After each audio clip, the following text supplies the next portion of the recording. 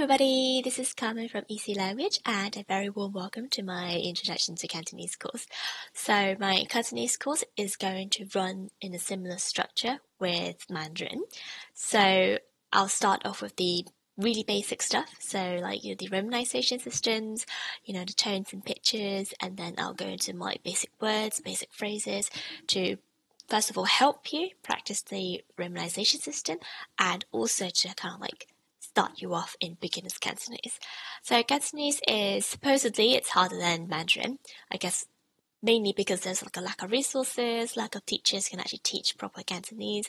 And also Cantonese is a very spoken language. So unlike Mandarin, written Chinese or standard Chinese is very similar to spoken Mandarin, whereas Cantonese, that you have informal written Cantonese, but in terms of standard Chinese writing, it's different to like what Cantonese sounds like when it's spoken. So tones, in terms of tones, Cantonese has, accordingly, 9 tones, but good news is you only have to worry about 6 of them, but still a bit more than the 4 that you would find in Mandarin. In Cantonese though, you do have to pay like a bit more extra attention on like the different pitches than you do in Mandarin. Okay, so let's go explore that right now. So first of all, we're going to explore what is Jyutping. Right, so Jyutping is a system I like to use, and it's probably one of the more kind of modern systems. So it's a romanization system for Cantonese.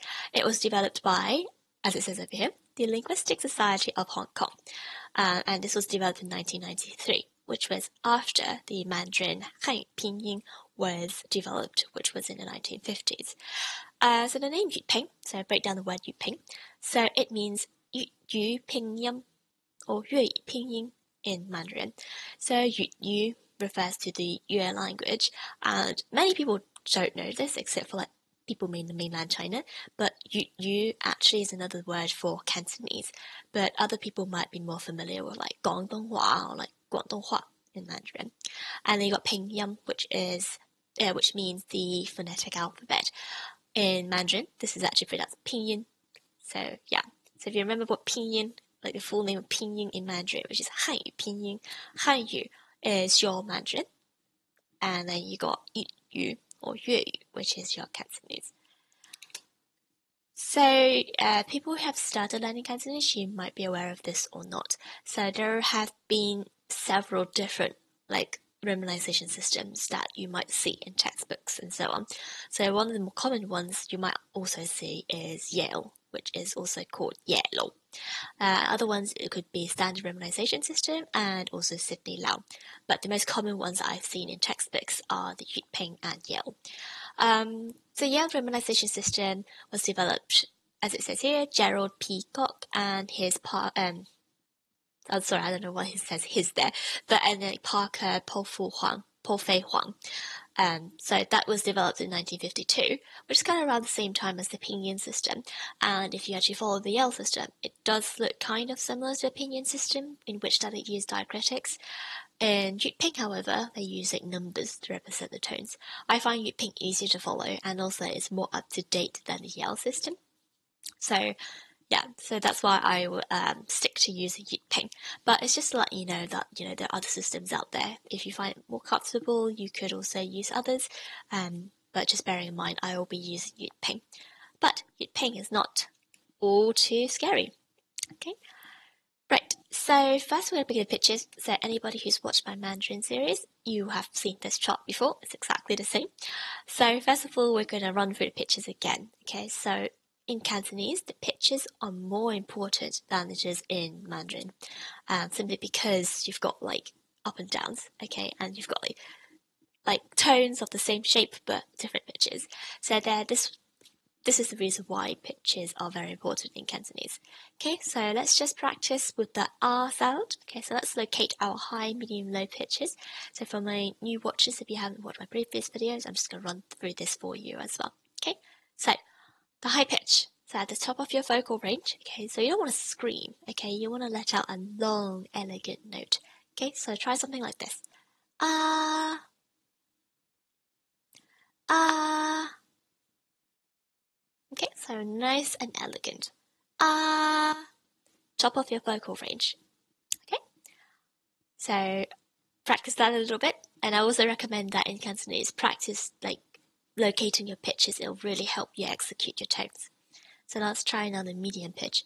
So it's kind of like in the middle. And I also like to call the medium pitch a neutral pitch because you kind of just produce a neutral sound with your voice. So you're not straining to reach high or suppressing your voice. Okay, so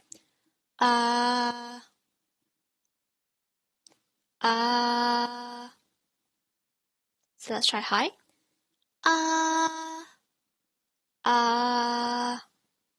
And then a low pitch, which is really low. So suppress your voice. Really suppress your voice, right? So think really low. I sound quite funny when I make this sound. So for me, it's quite hard because my voice is naturally quite high. But think low. Okay, so think low. I can't do it very well. So this is actually quite important. When you're actually speaking Cantonese, you won't when you're actually speaking more like fluently in Cantonese, you won't kind of like stress about the pitches as often. But for learners who are especially coming from like English background or a language that aren't exactly tonal, it's important that you kind of like familiarize yourself of different pitches because like in Cantonese, it's actually important, right? If you mispronounce something with the wrong tone or wrong pitch, you could end up saying something you don't want to say and end up offending somebody. Okay, so this is why it's important. So let's run through it again. Okay, so I got Oh,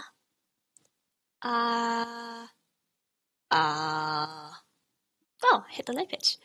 So low pitch, you want to be low, but you want to leave a little bit of space kind of like underneath the low pitch because you will have to kind of go that even lower because there's a tone that goes even lower than the low pitch.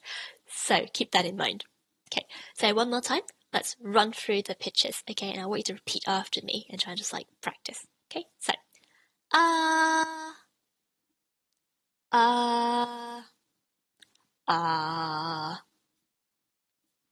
good stuff.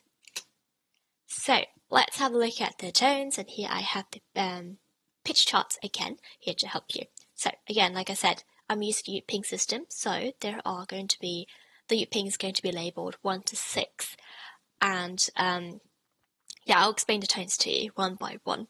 Okay. So first of all, we have the first tone. Okay, so I'm going to use Ma and AA just to represent the tones here. So, like I said, it's represented by numbers, so it's not like pinyin, where it's represented with diacritics, so like accents. In Jyutping, it's just numbers, okay? And you just need to remember what the numbers represent in terms of the tone. So, Ma is the first one. Ma, Ma, high and flat. So I call this the high level flat. An example of this Ma tone is Ga, Ga, which means home. So let's look at the second tone. So I've also color coded it, okay, so that it matches with the lines on the chart, so it's easier for it to follow. So we've got a second one. This one is something that lots of people kind of struggle with. Okay, so this one it's called a mid-rising. Okay, so it starts in the middle of your vocal range. Okay, and then you rise until you get to the top, and you kind of just stop there. Okay, so it's like middle, and it goes kind of high. So to practice this, okay, to familiarize yourself with this, start off in the middle. So locate your middle. Ma, ma, ma, ma. Okay, so you located your middle and your top. So let's join it. Ma, ma, ma, ma, ma. Okay, so an example of this would be jaw, jaw, which means the left side. Okay, so your left hand side. Third, we have the mid-level neutral, which is what I explained, which is basically medium pitch. So, ma, ma,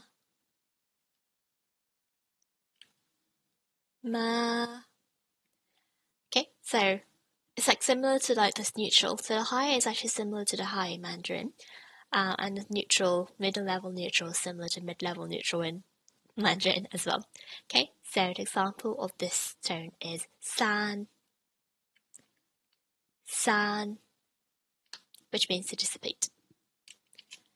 Right, so you got ma now. So this is the low falling. So this is the one I was talking about, how you start at the bottom of your vocal tone, so vocal range, and then you want to suppress your voice even more.